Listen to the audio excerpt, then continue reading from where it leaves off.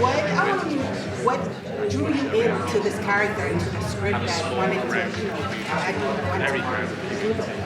You know, I was talking to Andy Buchan, the creator of the show, at a charity event we were doing, and he was telling me about the writing he was doing. I was telling him about the writing I was doing. We talked about life, and we talked about the feeling of belonging or not belonging, and you know. And then he was like, "Oh wait, I think what I'm writing might actually be for you," without realizing it. And so he said, "Let me send it to you."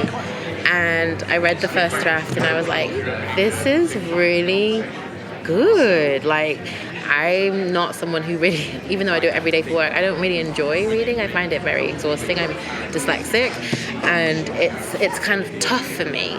And I found this script so easy, and I felt like it was like just so wonderful.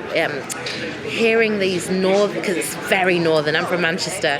It's very, very northern, and the great thing about the north, it can feel so simple, but then really rich. You know, the culture is rich. The people, there's a pureness, but then also and a depth of warmth. And I just felt like the dialogue was so delicious, and that's not easy. It feels like it should be, because that's what, you know, television is and film is. But actually it can be really hard for actors because people aren't thinking about how it feels in the mouth. Because Andy is an actor, an amazing actor, and he knows good dialogue. He writes really good dialogue. Yeah, and so it was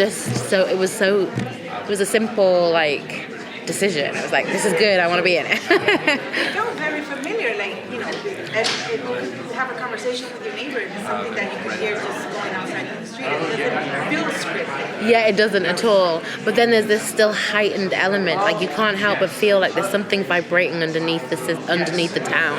There's something in the pit of your stomach. There's always what's going on?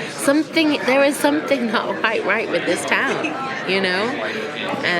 Your character in particular picks up on that more than I think the other characters. Like, almost like a sixth sense. Mm-hmm.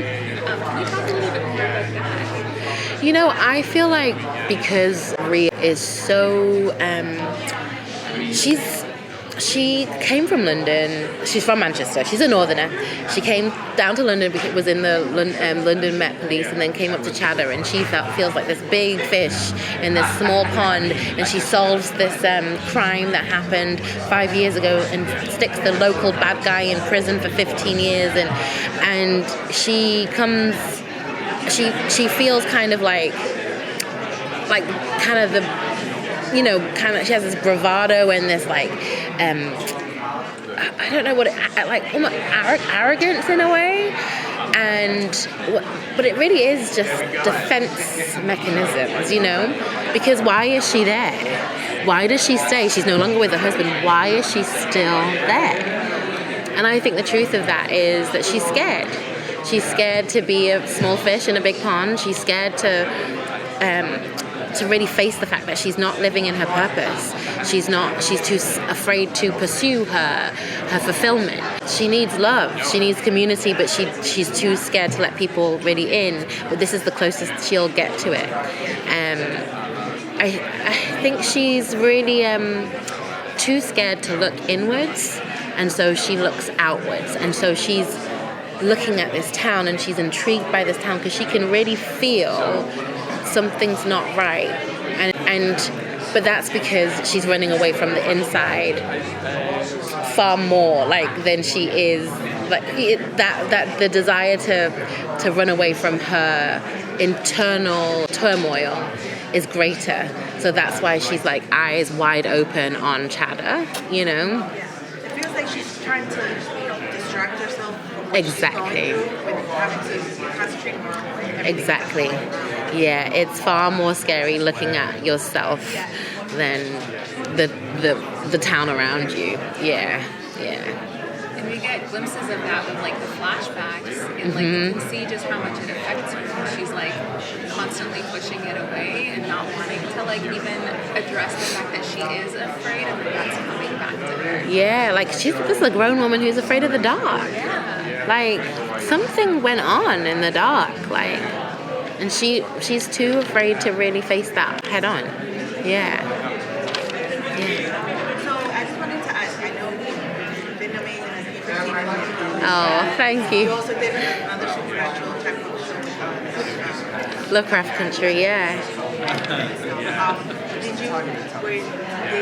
Did you take any inspiration from this, or how did you prepare yourself for this? You know, I like to describe this show as unnatural, not supernatural. It's super unnatural. It's not sci-fi. It's very real. It's very grounded in like a very regular town, regular people. But there's just something else, and it's like what happens when the extraordinary happens to it in the ordinary. And so I feel like genre-wise it is quite far away from those like Loki from Lovecraft, because it isn't in any way kind of sci-fi or supernatural. It's, yeah, I like to say super unnatural.